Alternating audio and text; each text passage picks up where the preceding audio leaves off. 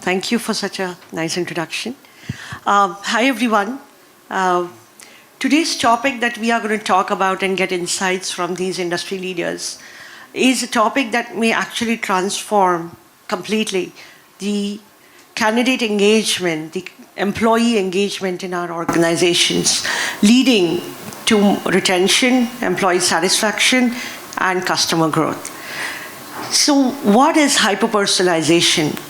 If I have to set a context of what that means, it means personalizing, customizing the organization's approach towards employees. Today, our employee experience is largely governed by set policies, processes, which have been there and which are evolving as times change from 2019 to 2022.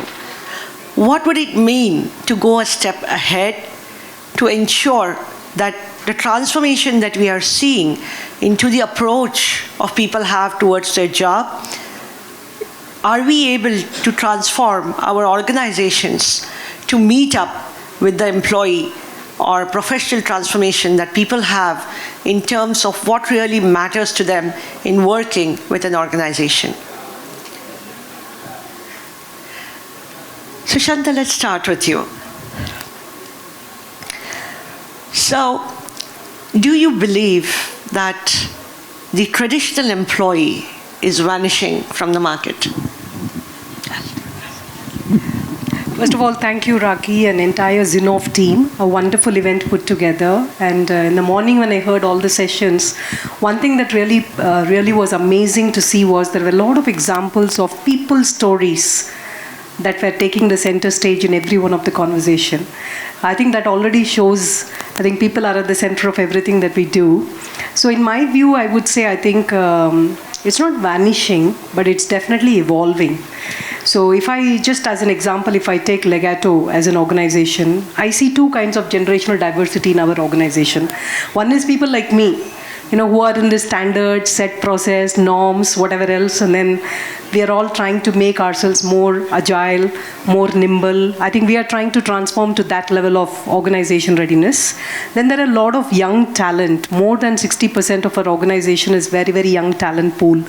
And all of them are like, okay, let's come, let's collaborate, let's engage, let's experiment. Instant gratification, I think includes my son also, I think. So, so in a way, I think there is this transition that's happening in the organization, which is a wonderful culmination of, what is happening in the workplace today, where the transition of both of them are happening, and at the same time, I think there is a learning between each other. But if I look at any one of them, there are three factors that's definitely emerging well. One is it's all about empathy. Whomever you ask, today, I think there is a greater realization that, I want to be associated with something where there is a greater empathy. I think that's coming out like loud and clear. The second thing is empowerment. Maybe I'm just going to tell you 3 E's, yeah? So first is empathy, second is empowerment. It's really about the autonomy of the work and how I do the work and where I do the work and I define my work. I think that's definitely happening. And the third is experimentation.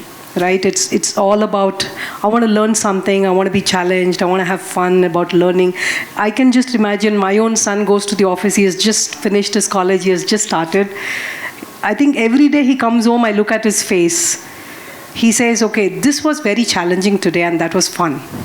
So I think that is kind of what's happening in the organizations, I think, and it's a great place to be in the transformation of these times as I see it, Raki. Thank you so much, Shanta. So Krishna, over to you. You have been a serial entrepreneur. I think in a startup environment, people are one of the most key ingredients to build together and take it ahead. So how have you seen the transformation between what an erstwhile employee was and how the employee is today? Yeah, so thanks, Raki, for inviting me here, and thanks for the entire Zinnov team for planning this conference. I think this is my first conference in person in Bangalore after a long time, so really feeling good to see so many faces here. Yeah, so I echo whatever she said, and I wanted to add some additional points here, that when we grew up, we always grew up thinking that getting job is very difficult.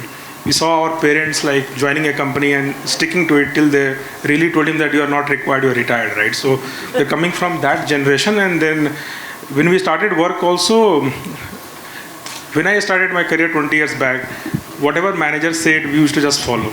We never question that this work is good, this work is bad, and so on. And then you suddenly see a world where there are young graduates coming up, and they want to decide what work they want to do. They want to decide their timing. They want to get, like in a way, if I have to use this word, pampered every day. So all these expectations are setting up. And right now, if you look at, we are living in a world where they can afford to do so, because there are way too many jobs and less talented people to take up those jobs. So right now we are in a place where all these things are continuing. But when I take a step back and think about India as a country, 1.3 billion population, why should getting people to work be such a big challenge? In the last panel I was hearing that, okay, GCC is a big world and we have 1.4 million people working in GCC in India. 1.4 million out of 1.3 billion. Imagine what percentage of people that we are talking about. So now, but what has also happened that this is this realization that a lot of growth is in digital, a lot of growth is in tech, is now very well understood. So soon we'll see a lot of talent coming up who will take some kind of solution to become good enough to get jobs in those kind of companies, and we might get to a place where it might not be a world where you can afford to ask for whatever is happening in the industry. So my philosophy at Simplilearn has always been that in our 10 years we have always attracted some of the best talent, is that let's do what is logical. Let's not go on board to say that, okay, if you want this, we'll do this. If you want that, we'll do that. Always be logical in terms of what you offer and what you can sustain. Not that you are doing something when the times are good and start doing something when the times are bad. So one core principle that we have always followed in deciding treating our employees or building policies is that the work should really inspire them. If you like doing something that you are given to, then you stick to it for a longer time. Now, especially in our business of education, we always tell everyone at Simplilearn is that, see, there are a lot of places you can build career, you can make money, you can grow and so on. But education is one such business where while you are doing that, you are building someone's career, you are making an impact. And when you build someone's career, it's not about one person, it's about the entire family, entire community, entire country. So that one single motto has really worked very well for us. And this is also a bridge between like those who join early and those like different generations, the people who are in 20s, people who are in 40s. We have a couple of people in 50s also, so that's a common glue for us. Great, thank you so much, Krishna. So, what do you think, Surabhi? What, as a business leader, you had a practice, right, in a $1 million company. So, what do you see as a business leader, as a practice head, when you are building your teams, right? How you would hire earlier, and what your experiences are when you're building your teams now? Sure. Thanks, Rocky. And again, thanks everyone. And, thank you to Zinnov for inviting me here. And overall in this good panel discussion, because I think very diverse set of people from diverse industries, and I bring in a very manufacturing lens, so overall, if you look at manufacturing, so in manufacturing, if I look at, I'm heading digital in my organization, and digital as a function in manufacturing is a very new function. It is not something which has been around for many years. You were talking about hyper-personalization, Raki. It's a word which is more a favorite of marketeers. So they talk about how can I do a marketing campaign. Now in manufacturing, I can talk hyper-personalization, because today, I'm not too sure if the audience sitting here would know about Industry 4.0. In manufacturing, we are in Industry 4.0 right now, but we are inching towards Industry 5.0, which is nothing but mass customization. So while marketeers will talk about a personalized way of bringing a product to you, we are talking about customizing the product itself for you. So there is a custom product for each and every one of you. And this is where, the kind of technologies which would be involved to bring that kind of hyper-personalization in manufacturing while digital technologies will play a very big role, it is people who will play even a bigger role. So, to back to your question, when we are talking about what kind of teams I would build to ensure and make our organization future ready, it is about, how I can transform or look at talent. Today, my talent is more about, again, manufacturing is ideally operationally intensive industries, yeah. So in that, there are a lot of people who are doing a lot of manual, repetitive work as well, yeah. Today in our industries, we'll see that. But that is something which as a work itself will not exist in the next 5 to 10 years, yeah. So when we are talking about talent transformation, and when we are looking at talent, we are looking at how we can enable and ensure that the current workforce of today can be, can make themselves relevant for tomorrow, yeah. So that is one of the key things, because that is where the future is going. I think Krishna also mentioned about digital technologies, yeah.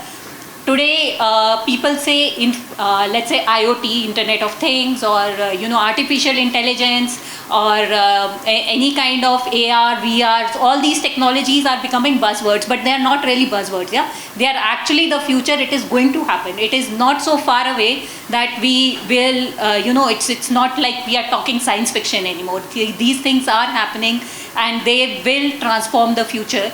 And we need to ensure that our own workforce is ready for for getting that future. They are aligned to that future, and we are upskilling our workforce to ensure that they have access to the right technologies, they have access to the right kind of trainings, and they can become the workforce of future. Yeah. Yeah, I think that was very interesting, and you did share with us, the talent transformation initiatives that you have taken, right? Yeah. Because the challenge on the skills, challenge to get people, and you just decided to reskill people. Yeah. And I think that is one of the key pillars. Reskilling is one of the key pillars of talent transformation and hyperpersonalization. Yes. Because it so much aligns to somebody's career growth, what they have been, what they want to do as a future.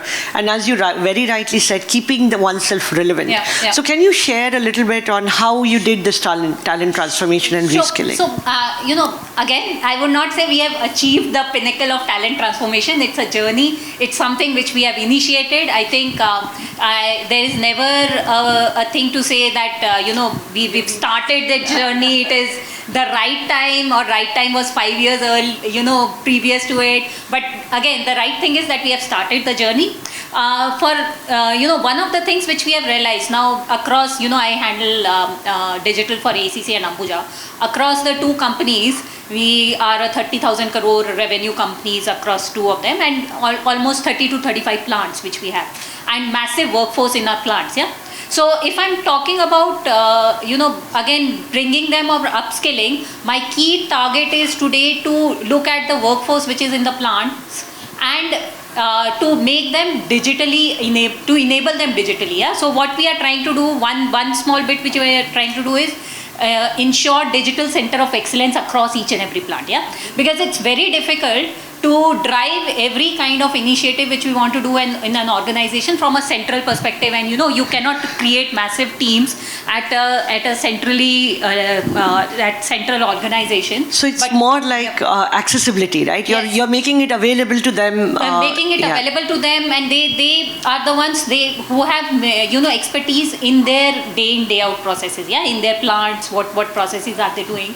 And if we upscale them and bring them, they also understand the digital technologies which are part of the future, then they will themselves come up with new innovations.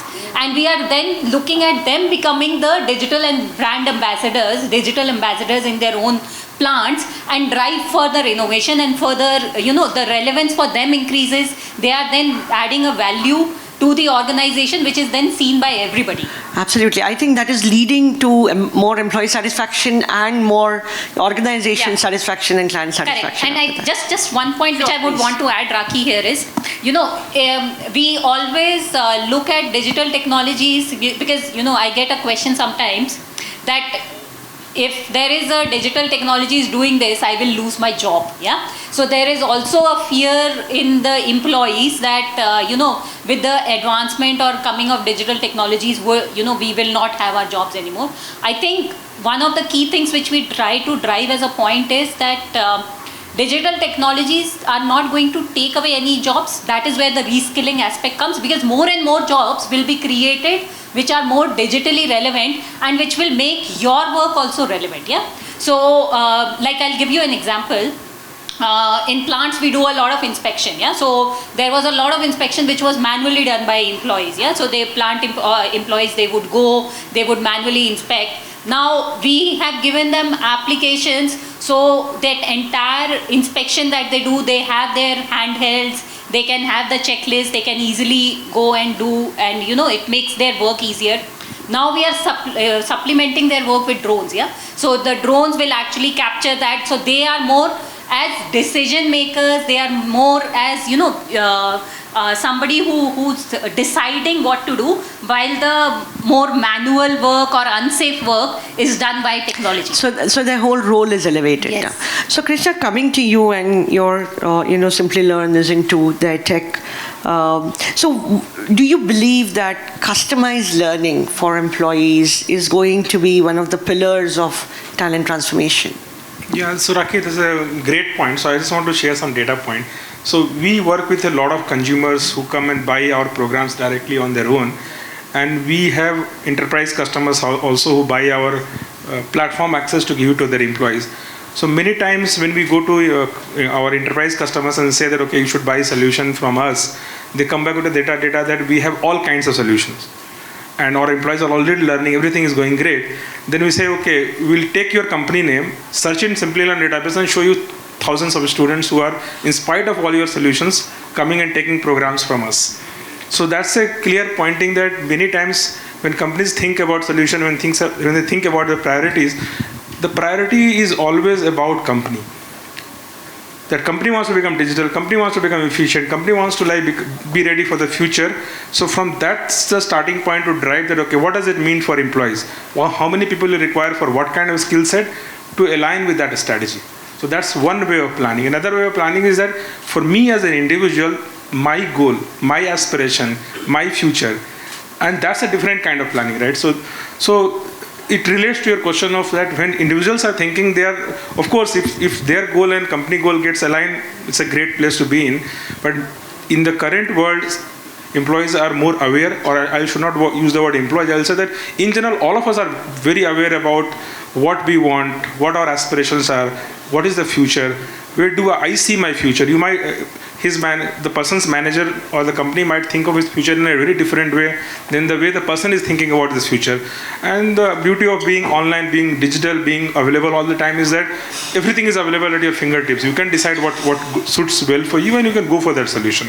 So I see that also as a part of personalization. And then there is this technical aspect that, okay, especially in Simply Learn platform, if you start learning, two people start learning the same course, your journeys might be different because we can pre-assess you and see where you stand compared to someone else who maybe require a bigger path, you might require a shorter path. So those are in my view smaller elements. Technology is only getting better every day, so that can become as we progress in future, the solutions can only become better. But I think the bigger point to realize is that when it comes to your aspiration, you need to take charge.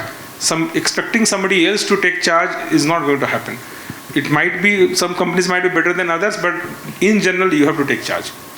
Thank you, Krishna. So I think something that we are very clearly seeing, and I heard that very out and loud, and even in our earlier discussions, is one is the work inspiring the employees, and we heard that the fact that people get elevated in terms of their careers is important.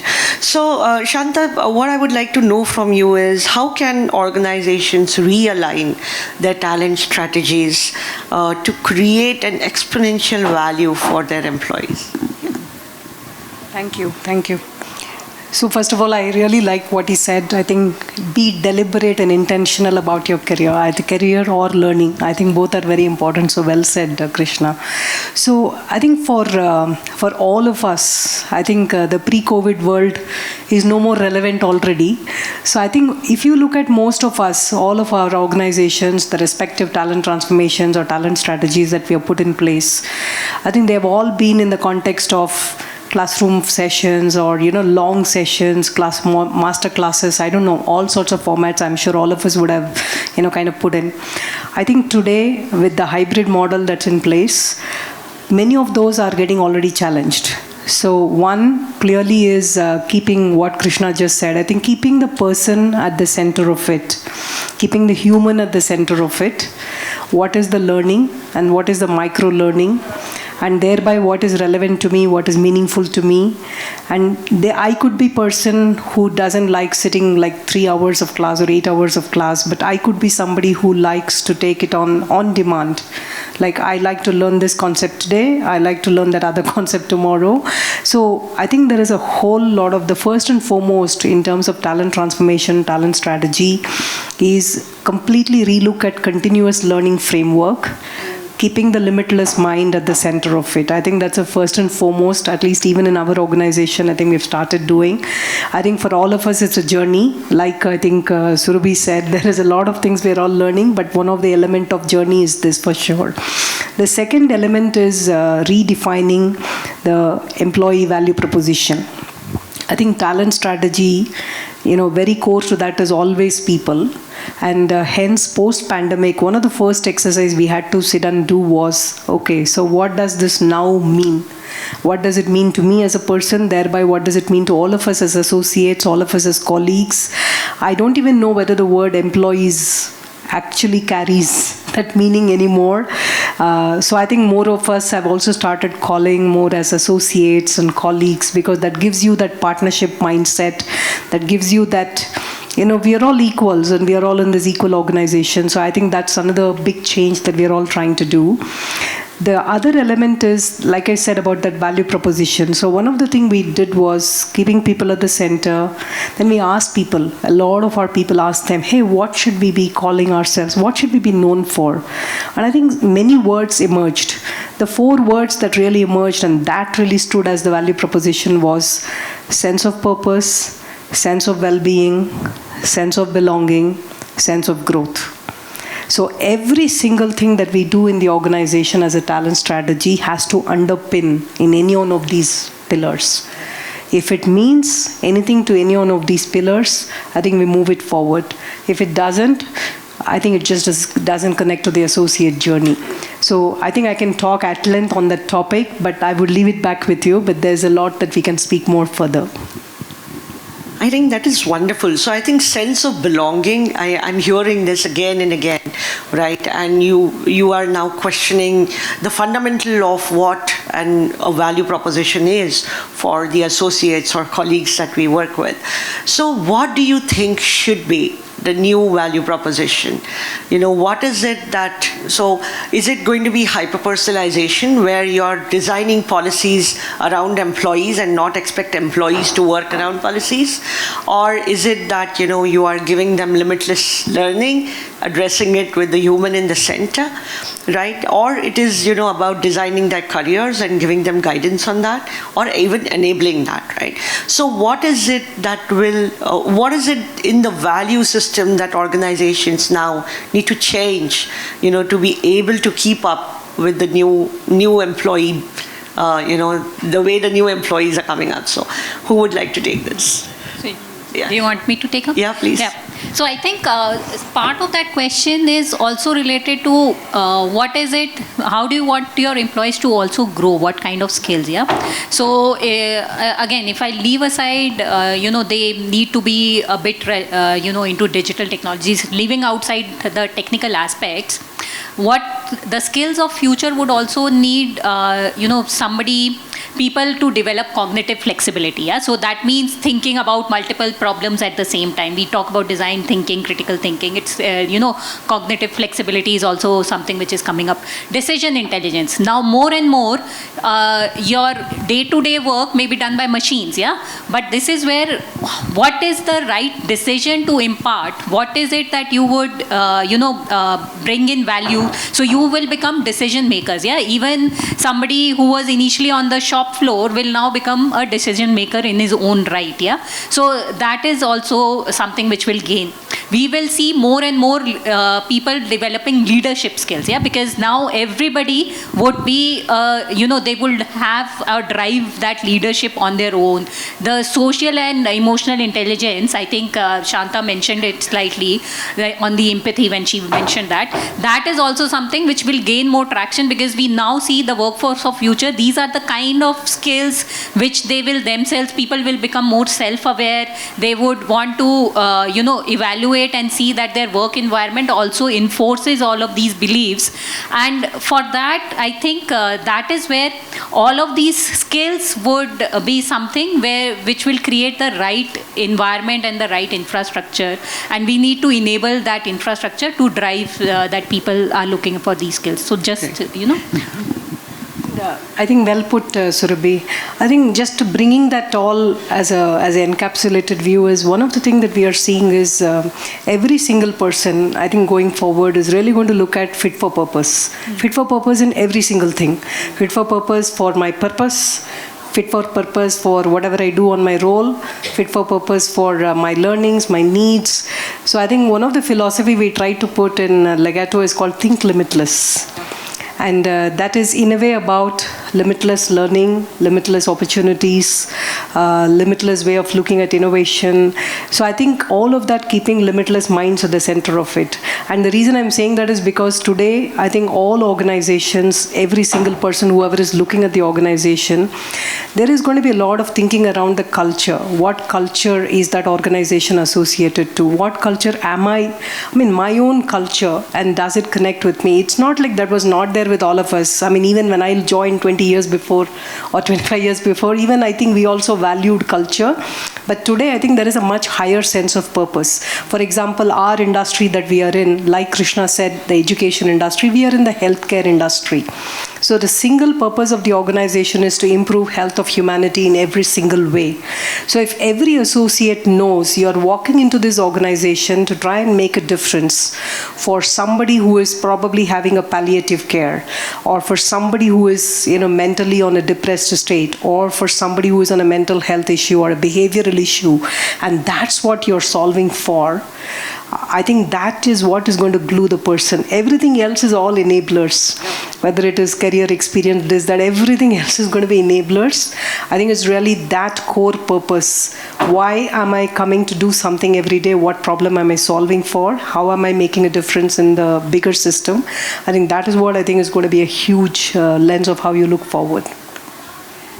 So Krishna, you have a take on this. Yeah, so Rakhi, I have a little bit contrary view. So many times when I see companies talking a lot about that, what they're doing for employees, how they're making it, how they're offering them host of benefits, host of things at their disposal, I think sometimes I find it concerning, because many times in a hope to match what's happening in the market, companies go overboard only to realize that they can't sustain. So one of my strong belief is that offer what you can afford, offer what your business is supporting. So you can't be like matching policy of one company that operates in a very different market, very different kind profit profile or a product profile in your business. So there's different things that different companies can do. But I think some things are common. Like one of our core value is transparency. That very, very transparently communicate. Like many times, a lot of requests comes to me in my town hall saying that why are we not doing this? X company is doing so. We gave our reasons why we don't believe that's the right thing to do, and whether can we really afford it or not. And we also transparently say that, okay, if that is so important, then you should maybe go and work there. We completely respect your decision. As you say, all of us are like free individuals. We have our own way to make decisions, and we respect that, right? We always tell that, okay, all of you have working here because you think that is a great career for you. As a company, our role is to ensure that we give you meaningful work, we give you challenging work, we make you a better person so that you become more employable when you make your next move. But having said that, it's very clear what we offer, what we don't offer. So transparency is a very key thing that we communicate. And there's another thing also that we take a lot of pride, and that has worked again very well for us, is that entrepreneurship. So everyone who joins any role, we tell them that try to make that work better. In the process, you might make mistake, company might lose money, things might go wrong, but all that is fine. We can afford that. With just one condition, that don't make the same mistake again. Learn from it and move on. So this too has again worked very well for us, and we've been very, very clear. So then you're setting your expectations on what the employee experience has to be in your organization, right? That you're setting that expectation very clearly. So does that mean that you will go after talent that is more motivated by probably the entrepreneurial mindset and the work flexibility that you provide, and that's the value that you would like to probably bring out? So Raki, we have 4 core values, and two of them I've already told. There are 2 others also. So any prospective hire, we always say, it also there on our website. It's part of our orientation process. And we also in fact, one of the things that we very clearly say that you might get a better pay than this. So you should decide whether you want to work here or not. That also we very clearly communicate. So Shanta, coming to you, and looking at what Krishna has shared, do you think employee experience, will affect talent transformation? I think, like I said earlier, employee word itself is like under question right now. So it's more associate. I think in our organization, we call it as associate experience. I think experience as a word has always been there, even from times to come. I think the word experience now has got a higher meaning, right? So when I look at experience, to me, the experience could be, I look at it more as, do I get a value creation? Is there a role that I'm able to do where I'm able to create better value? Maybe somebody else could look at it for whatever background they come from. Somebody could be driven by, a commercial background, like because of money, or somebody could be for survival, somebody could be for better role, somebody could be for challenge, somebody could be for innovation. I think a lot of those aspects could drive, any of those things. But I think what stays core to talent transformation and the talent transformation models is clearly right from attract, retain, grow. Whichever lens we look at it, the core will be experience. Now the only question is what that experience word means to every single person has to be well understood by the organization, and are you able to proactively create that forum? Like Krishna said, there are times we can provide things in the organization, there are things, maybe there are better things for the person outside.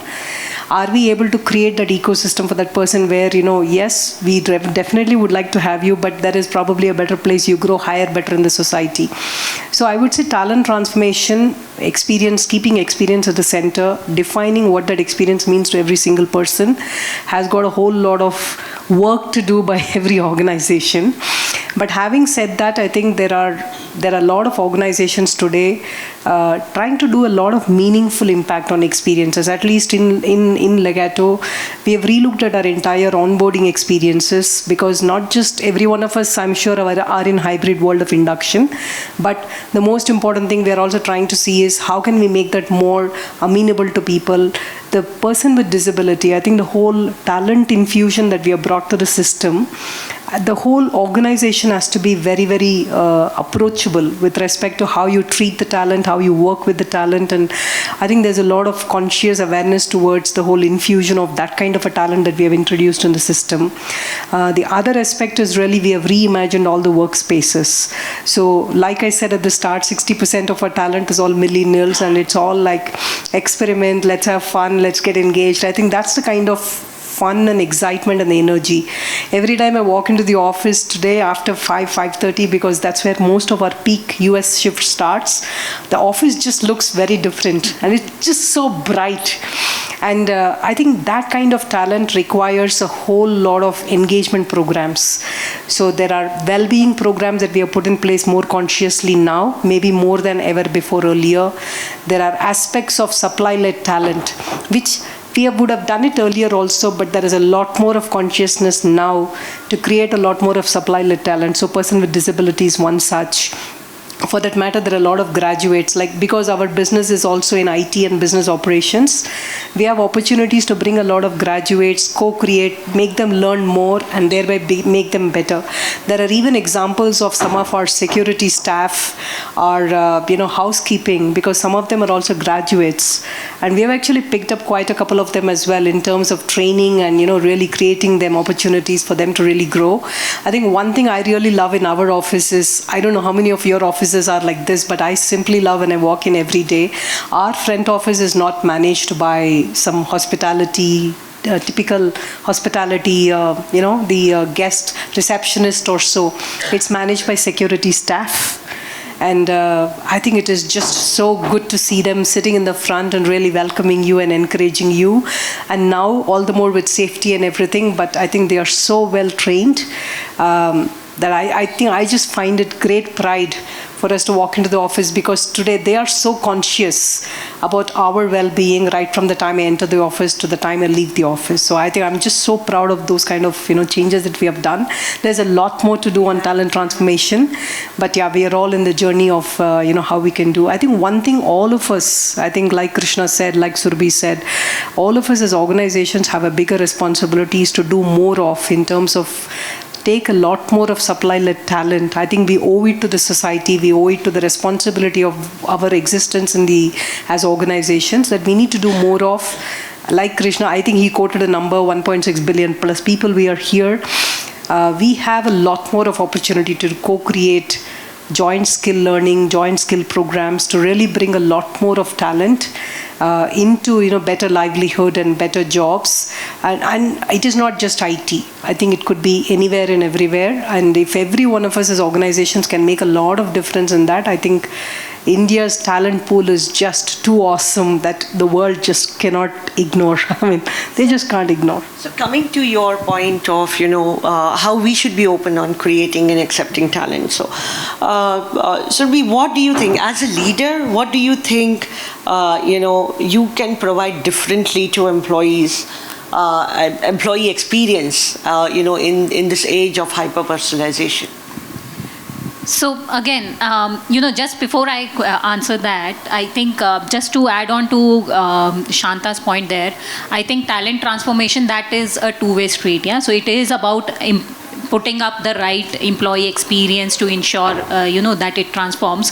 But I think talent itself will transform because the industry will demand it. Yeah, so it's not it's like a flowing river. It cannot be stopped. It's something which will happen on its own, irrespective of the experience. But yes, if you provide the right experience, then what happens is you are able to retain that talent further down the line. Yeah, so that is big, and that will become key, because the people you invest in right now, they are the ones who will become the experts of tomorrow, and that they are the ones who, if they are part of your organization, it will really spearhead your organization in front of others. Yeah, so I think in one of the previous sessions there was a talk about talent to value. Yeah, so the right investment in the talent right now, the right skilling of the talent right now is going to generate value for you in years to come. Yeah, it is not going to be something which so that is what leaders should really look at, creating that value for talent. Correct. And you mentioned that every value is a very personal thing for everybody,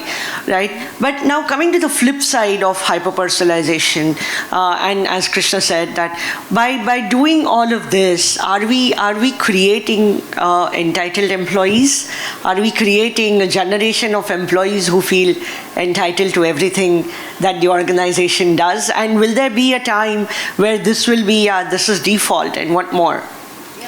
So I think we need to find the right balance. So we are in a competitive world, so we need to do things so that we can attract talent and give them a space, give them opportunity to learn and grow.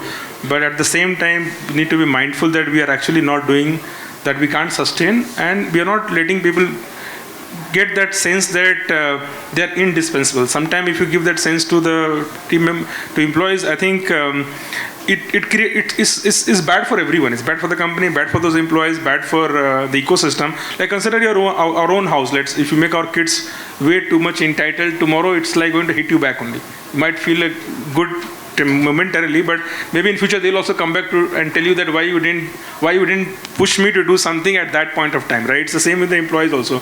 So if you're really pushing them to deliver, pushing them on a timeline, putting them into uncomfortable zone, they will come out to be much stronger, much capable, more desirable in the market. So I think balance is absolutely must. And that balance would be a very subjective thing to the organization. Yeah, and it depends upon organization to organization, talent to talent, right? Like we all of us talked about that industry is changing, so people have to change. Now there are people who do not want to change. They think that what worked for them in the last 10 years will take them forward next 10 years also. It's not going to happen. We hear so many talks about you need to adapt, you need to change, you need to be ready for the industry, but still people don't do it. And then they get into a difficult zone, and then they try finding reasons of why some injustices happen to them. Reality is that you are waiting for that to happen to you. So somebody has to go and tell them, right? Like many times people come to me also saying that, okay, why I'm not getting opportunity? And then I look at the resume and say that, what are you doing for the last 10 years? You should have maybe questioned this to yourself every year, right? So I hope this becomes a kind of a trend that all of us, including me, including she, including Santa, all of us has to everyday question that, am I becoming better? Because there is no end to learning, and the world around us is changing every day. And I think just one thing which I want to add, one of the things which we are doing is putting innovation in the KRAs of everybody. Yeah. So this is where, we always talk about these are your targets, you need to achieve your targets, etc. But I think we need to, as leaders, as people in people management, make a conscious effort to give people the bandwidth to come on and do something on their own, invest some time in learning, and then take that learning, take that whatever they are innovating, and bring that forward. It's not, I've always told my teams and everyone that it's not necessary that you do something which is successful, yeah, but you need to try, and we need to give them the bandwidth to try. I think that is also something which we need to ensure. So Shanta, coming back to the entitlement point. Yes. So I think, my view is, going forward, the talent is a lot of millennial talent. There is also gig talent that's going to come. So I think the world of talent portfolio that will be in front of us is going to be very different. Now, whether you like it or not, there will be certain entitlements. Because if earlier, if I was doing mainframe, there were 1,000 other people who were doing mainframe. At one point in time, it was a critical skill. It then became some other skill today. So I think all technology skills or whatever the skills we're talking, they're all going to have these turns that are going to go through. But I think what will really make a person very unique, and I think those are the people who will get really a lot more entitled, and organizations will start following them rather than the other way, will be people who really have that rounded skill development, right? Whether it is leadership at the core, combination of the problem solving ability, combination of the technology, the true depth of talent that they have, the expertise that they need to have. I think they will truly have a lot more of stronger entitlement, and companies will want those kind of people. So I guess to me it is more, yes, we are going to have people who are going to be stronger and richer in their continuous learning and thereby their talent capability, and they are going to have entitlements, and we have to find a way to work through those models of talent economy. And the other is, there are people who are going to have entitlements, but pretty soon, like Krishna said, I think they're going to realize that either if they're not on that continuous learning mode, you're going to get very irrelevant, or you're kind of just going to become 100 other people, so you're just a BAU, in terms of what it is. You're saying that it is okay for organizations to make employees feel a little entitled. Yeah, I think limitless minds, like I said at the start, limitless minds are the core of the organization. So we need talent of that pride. But what we don't want is people flaunting that for different reasons. I think the thing is, I think the balance that Krishna talked about, right? I think it's really about putting that to good use. Is it for building right products and platforms? Is it for right innovations? Can you do something which is truly valuable for the organization, valuable for the society? Can we apply that talent to that kind of a meaningful impacts? I think that is what will really decide the holistic nature of how that talent will evolve and bring. But yes, I feel personally, I strongly feel there will be people with such kind of entitlements, and I think that is going to be driving some kind of talent economy for sure. So you mentioned an interesting point, Shanta, and you said that it's also about the gig workers, right? And so how do you see talent transformation in the gig economy? And do you think, the gig workers are eligible for hyperpersonalization, or how you work with them? What is your thought about it? So I also want to add one point there. See, if you think of your remote employees, they're like gig workers. How you're not watching them, you don't know what they are doing, and They are gig workers, right? So I'll not be surprised that industry will move. See, right now there is a concept of like majority of the employees are full-time employees, and some companies have some contractor. They, in their mind, they think that okay, this gives them the flexibility of hiring, letting them go. They don't have any obligation, and now they see that people are working remotely. So 5 years down the line, will this ratio change? For sure. Most companies will get to the ratio that, okay, I'll have only 50% full-time, 50% will be gig workers, because anyway, it doesn't matter. I don't want to call them office. I don't monitor what they do at home. Yeah. Then what happens to the employee experience? What happens to... Then we'll talk about gig worker experience, right? Then the gig workers will have option also that, okay, 4 hours I work for X company, another 4 hours I work for another company. Who knows, it might be already happening. It is. If you don't have proper kind of measurement. What Krishna is saying is exactly right, because again, if you have people, there would be more center of excellence. There's just people with certain skill sets who can then work and leverage, industries can also leverage such people. They can, ensure that they can leverage, maybe there's not requirement for full-time. I think the entire definition of full-time may even change, yeah? What do you mean by full-time, yeah? So as long as it's more defined with the work which needs to be done, and that is something which gets done, yeah? So there is no concept of full-time altogether, yeah? So I think India is the only country where we have this law that you can work for only one company at a time. Yeah. Most countries allows people to work for any number of companies at any point of time, as long as they can manage. So you can't bind them with one contract, and I'm sure it will change. Our country is anyway becoming very progressive, so this will change very soon. So then, let's assume hypothetically, how many years do you think that's going to happen in? My guess is maximum 5 years. Maximum 5 years. So today if we get another disruption like COVID, so 2 years.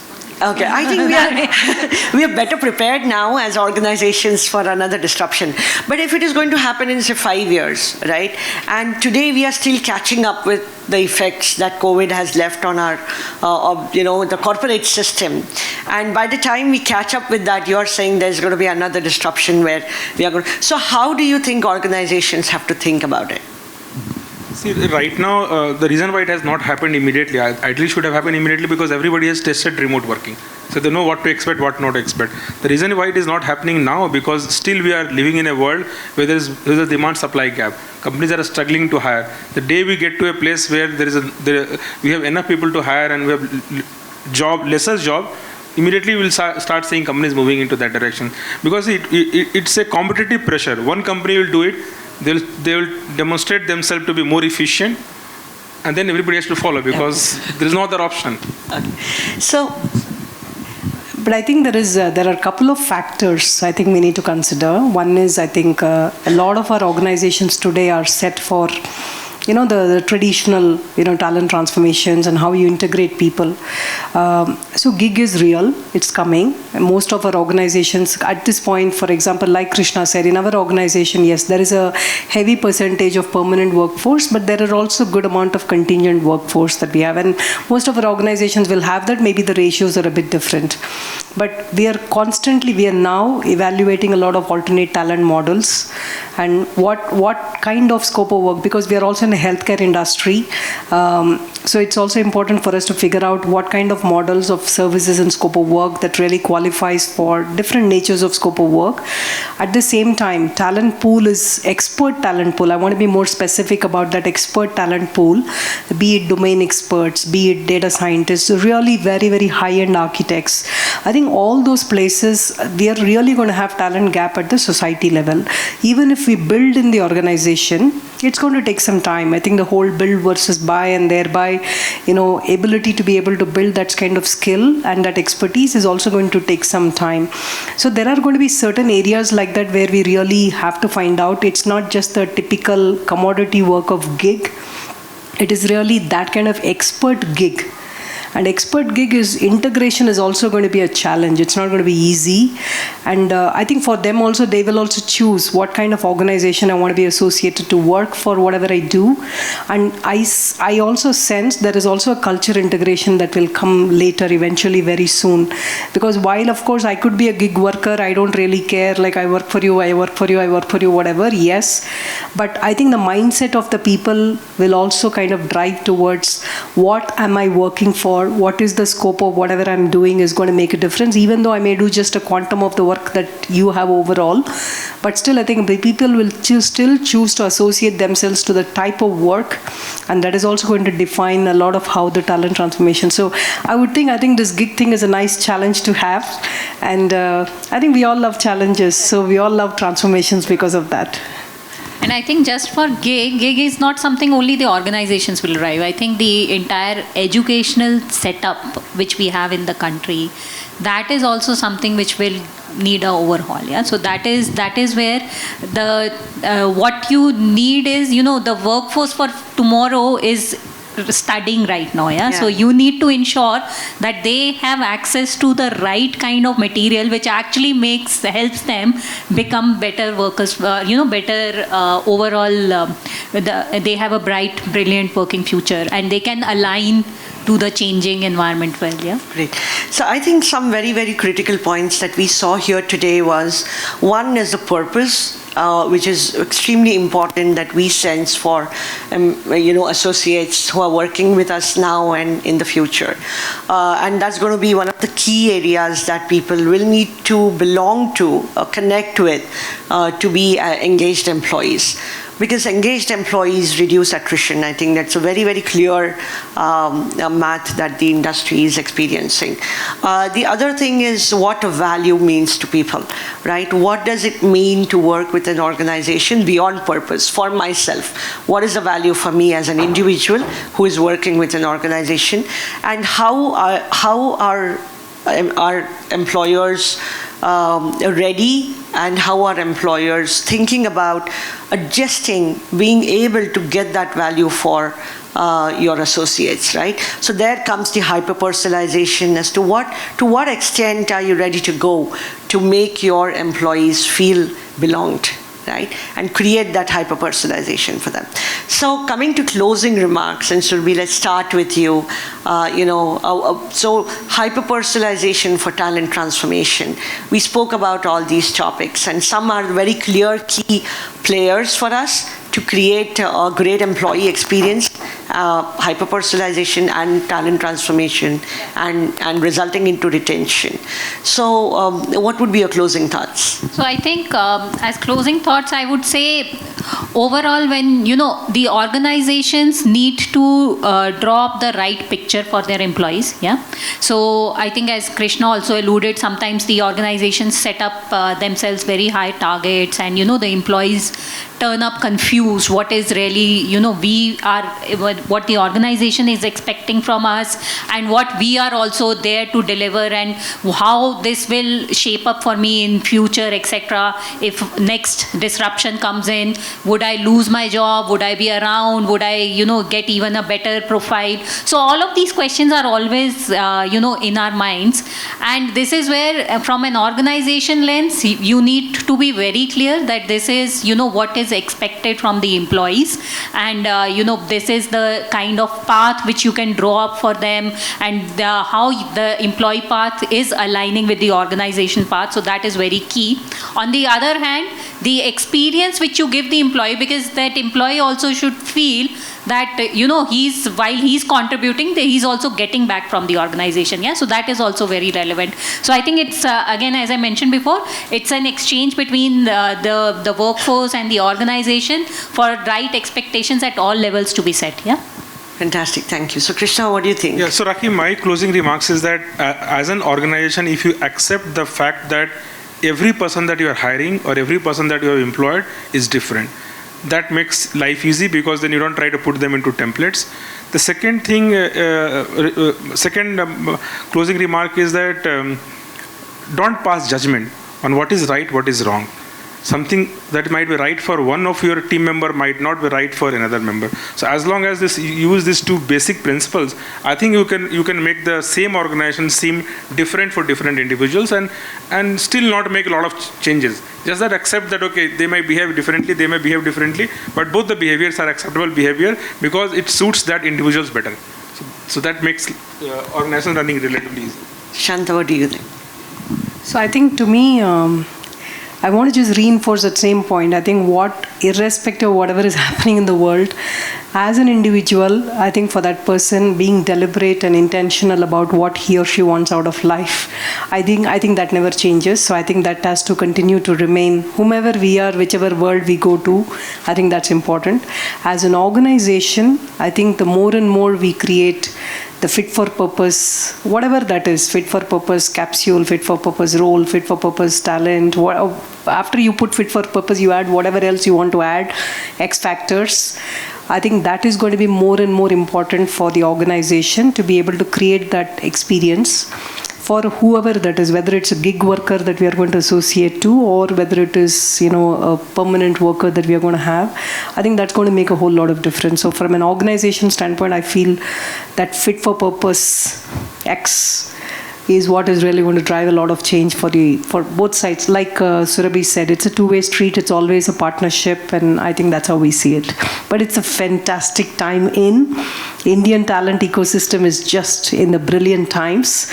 There are more and more STEM graduates coming. There are more and more young graduates coming. So the opportunity is bright and brimming. It's just going to be a brighter tomorrow. Thank you so much. I think some of the key things that I gather from these remarks and could be our takeaways is, one is fit for purpose.